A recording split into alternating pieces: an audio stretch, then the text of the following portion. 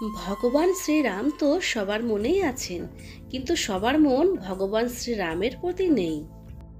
নমস্কার বন্ধুরা, আমার নাম জয়া। আশা করি তোমরা সকলে খুব ভালো আছো। আজ আমি ভগবান শ্রীরামের জীবনী থেকে শিক্ষা নেবার মতো 5টি গুরুত্বপূর্ণ কথা তোমাদের সাথে শেয়ার করব, যা আজকের দিনে যদি আমরা নিজেদের জীবনে মেনে চলতে পারি, তাহলে দুঃখ বলে কোনো কিছুই আমাদের স্পর্শ করতে পারবে না। এই কলিযুগে শেখার জন্য অনেক কিছুই আছে, কিন্তু শিখতে কেউ চায় না। ভগবান শ্রীরামচন্দ্রের জীবনের ঘটা এই কথাগুলি মনে রাখলে জীবনে আমরা উপকার পাবই। তাহলে চলো বন্ধুরা, শুরু করা যাক।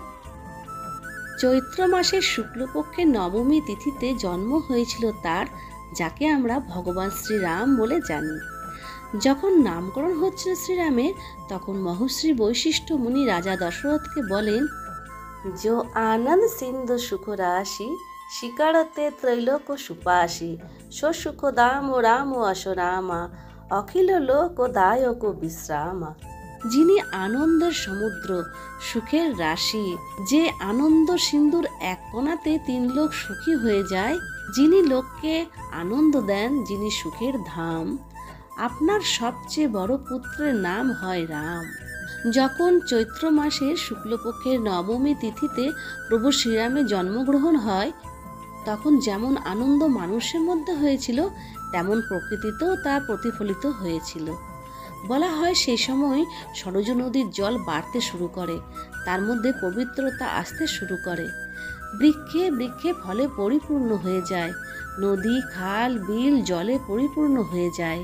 প্রভু শ্রীরামের জন্মের সময় চৈত্র মাসের প্রখর গরম একদম ছিল না, প্রকৃতি শীতল হয়ে গিয়েছিল। না খুব গরম, না খুব ঠান্ডা আবহাওয়া ছিল। প্রকৃতির আবহাওয়া নাতিশীতোষ্ণ হয়ে গিয়েছিল। এটাই হচ্ছে প্রভু শ্রীরামের স্বরূপ, যিনি পুরো সংসারকে প্রকাশিত করে দিয়েছিলেন। বলা হয় যে অযোধ্যায় সে সময় পুরো 1 মাস রাত্রি হয়নি। প্রতিটি তিথি দুঃখিত বোধ করে এই বলে যে, প্রভু আমাদের তিথিতে জন্ম কেন নিলেন না। এমনকি কালের গতিও থেমে যায়। তারপর 1 মাসের মধ্যে সব তিথি চলে আসে এবং সুপ্রসন্ন অনুভব করে। শুক্লপক্ষ বলে, ভগবান আমার পক্ষে জন্ম নিয়েছেন। কৃষ্ণপক্ষ ভাবে, আমি অভাগা রয়ে গেলাম। তখন প্রভু বলেন, চিন্তা করো না, দাপরে যখন আমি পৃথিবীতে কৃষ্ণ অবতার হয়ে জন্ম নেব, তখন আমি কৃষ্ণপক্ষেই অবতরণ করব। কিন্তু এখন আমি তোমার সুখের জন্য দিনকে রাত্রি করে দিচ্ছি। সেই সময় অযোধ্যা নগরবাসী এত আবির উড়িয়েছিল যে সূর্যের কিরণ পৃথিবীতে পৌঁছাতেই পারেনি। তাই গোস্বামী তুলসীদাস লিখেছেন, উড়াই আবির মনুহ অরুণারি অবধি পুরী সহই এহি ভাঁতি প্রবহি মিলন আই জনুরাতি। ভগবান যখন পৃথিবীতে অবতরণ করেন, তখন এত আনন্দ উৎসব হয় যে রাত্রিও সেই উৎসবে সম্মিলিত হয়ে যায়। ভগবান শ্রীরামের পুরো জীবন সম্পর্কে যদি বিস্তার জানতে হয়, তাহলে গোস্বামী তুলসীদাসের লেখা শ্রীরামচরিত মানুষ সকলকেই অবশ্য একবার পড়া উচিত। শ্রীরামের জীবনী থেকে তো অনন্ত শিক্ষা নেওয়া যায়, কিন্তু আজ এই ভিডিওতে তার জীবন থেকে 5টি গুরুত্বপূর্ণ শিক্ষা আমরা নেব। সর্বপ্রথম শিক্ষার বিষয় হলো, নিজের মনকে শান্ত রাখতে শুরু করো। বিপরীত পরিস্থিতিতে বিচলিত হয়ে পড়ো না। ভগবান শ্রীরাম নিজের জীবনে না জানি কত অসুরকে সংহার করেছিলেন, রাবণকে বধ করেছিলেন। তার জীবনে প্রচুর বিপরীত পরিস্থিতি এসেছিল, কিন্তু ভগবান শ্রীরাম কখনোই মনোবল হারিয়ে ফেলেননি। কখনোই তিনি তার মনকে অশান্ত হতে দেননি। শান্ত মনে প্রতিটি সমস্যার সমাধান করেছেন।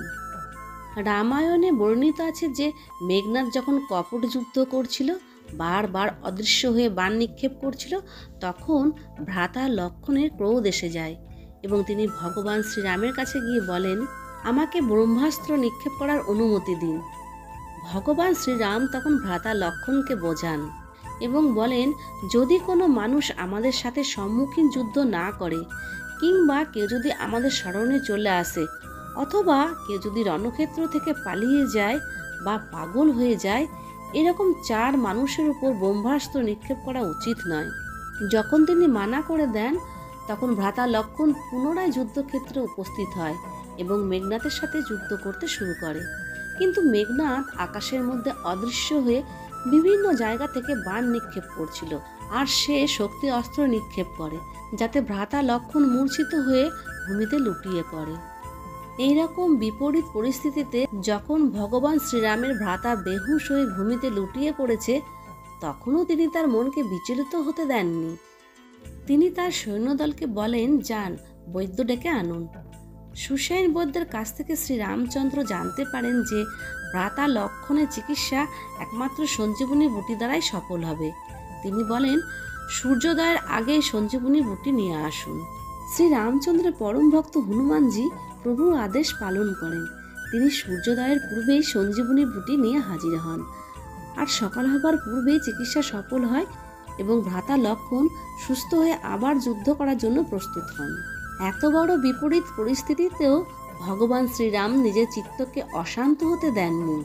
এই কাহিনী থেকে সবথেকে বড় আর সর্বপ্রথম শিক্ষা আমাদের নেওয়া উচিত যে যত বড় বিপর্যয় জীবনে আসুক না কেন, নিজের চিত্তকে শান্ত, ধীর, স্থির রাখা উচিত। ভগবান শ্রী রামচন্দ্রের জীবনযাত্রা থেকে দ্বিতীয় যে শিক্ষা নেওয়া উচিত আমাদের, সেটা হলো জীবনে চরিত্রবান হওয়া উচিত। রাবণ মূর্ছিত হয়ে ভূমিতে পড়েছিলেন এবং তিনি অন্তিম শ্বাস নিচ্ছিলেন।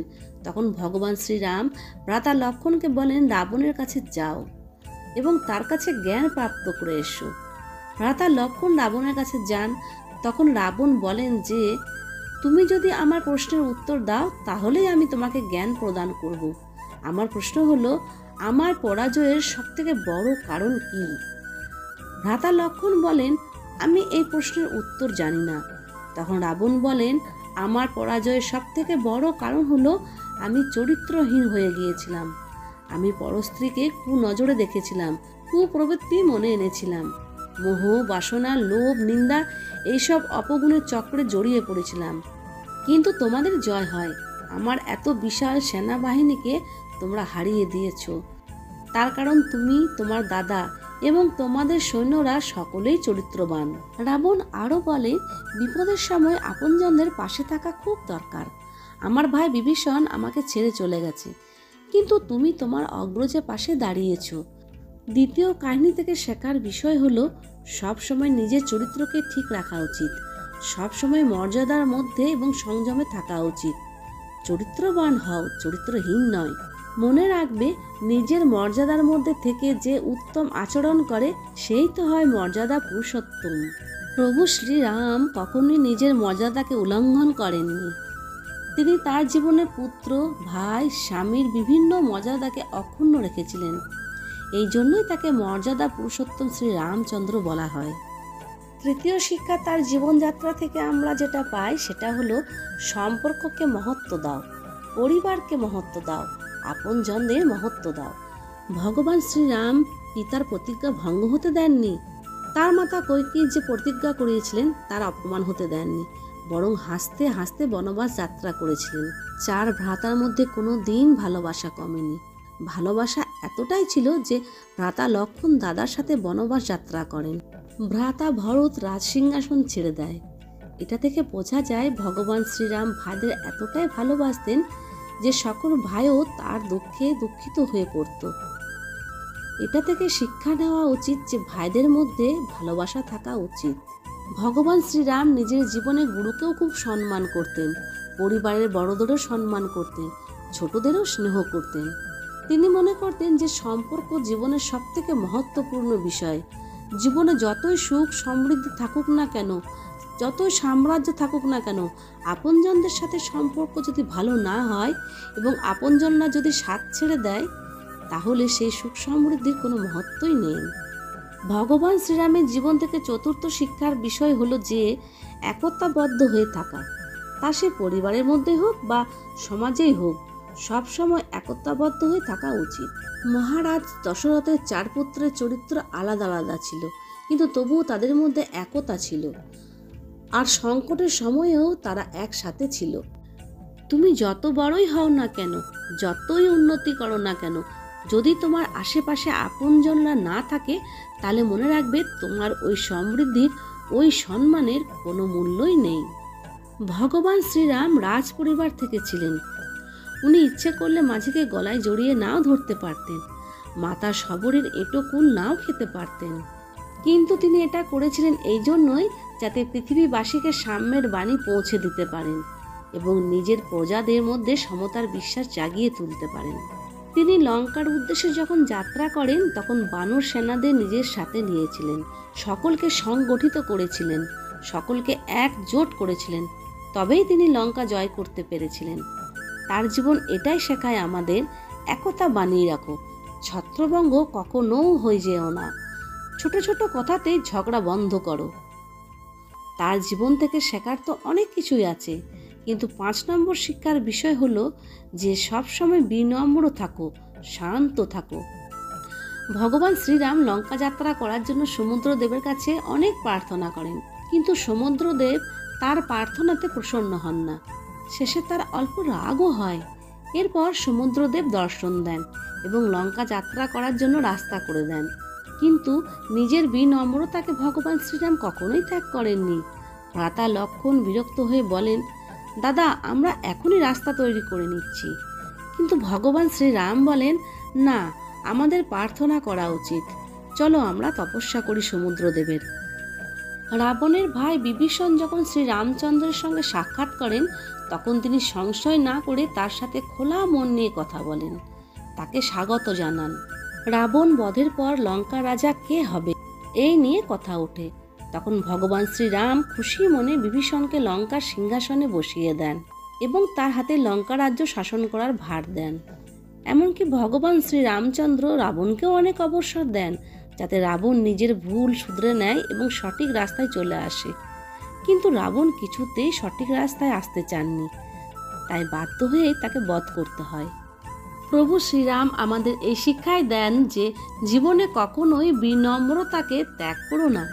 যতদিন তুমি বিনম্র থাকবে ততদিন তোমার জীবনে খুশি এবং সুখ সবসময় তোমার আশেপাশে বিচরণ করবে।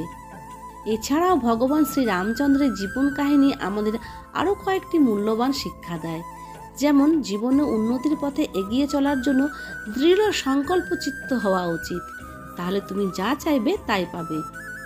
অনুচিত ভাষা শ্রী রামচন্দ্র কখনোই প্রয়োগ করেননি। তিনি সবাইকে হাসি মুখে অভ্যর্থনা করতেন এবং সবাইকে খুব সহজেই আপন করে নিতেন। তিনি কখনোই কারো খারাপ ব্যবহারকে মনে রাখতেন না, বরং তিনি যে খারাপ ব্যবহার করত তার সাথেও ভালো ব্যবহার করতেন। তিনি কখনোই নিজের মহানতার কথা ভাবেননি আর নিজের মহানতা কাউকে বুঝতেও দেননি। বিনম্র থাকতেন, নিজের কথা রাখতেন, ত্যাগ করে তিনি তার পুরো জীবন কাটান। সকলে ভগবান শ্রী রামচন্দ্রের কৃপায় খুব ভালো থেকো, সুস্থ থেকো, আনন্দে থেকো।